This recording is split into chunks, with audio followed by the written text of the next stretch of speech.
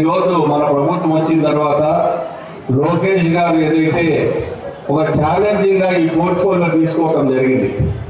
ఈ పోర్ట్ఫోలియో అంత సులభమైన పోర్ట్ఫోలియో కాదు. యూనియన్స్ ఉన్నాయి, టీచర్స్ ఉన్నాయి, హై స్కూల్ కాడి నుంచి యూనివర్సిటీ వరకు లోకేష్ గారు పోర్ట్ఫోలియో ఇది హ్యూమన్ రిసోర్స్ డెవలప్మెంట్.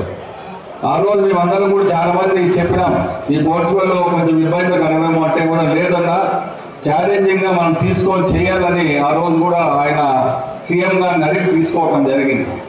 35,000 కోట్లు ఈరోజు ఈ స్కూల్ ఎడ్యుకేషన్కు లోకేష్ గారు మంత్రి అయిన తర్వాత బడ్జెట్లో పెట్టుకోవడం జరిగింది.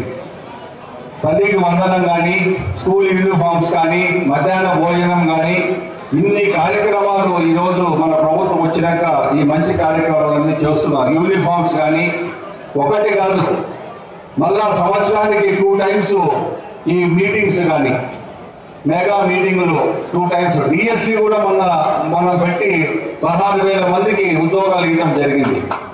ఈరోజు ప్రీమియర్ మా కాన్స్టిట్యున్సీలో కూడా 142 మందికి టీచర్స్గా మొన్న సెలెక్ట్ కావటం జరిగింది. ఎందుకు చెప్తున్నారంటే ఎప్పుడు తెలుగుదేశం పార్టీ ఉన్నా కూడా డిఎస్సి పెట్టడం జరిగింది.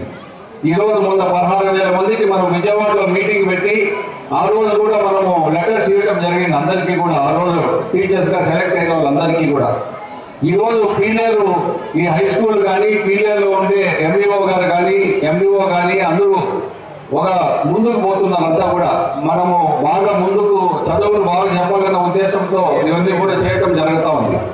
ఈరోజు తిరుపతి లాగానో, మదనపల్లి లాగానో, చిత్తూరు లాగానో మనకు చిరస్థాయిగా మేము శాశ్వతం కాదు, మా పదవులు శాశ్వతం కాదు.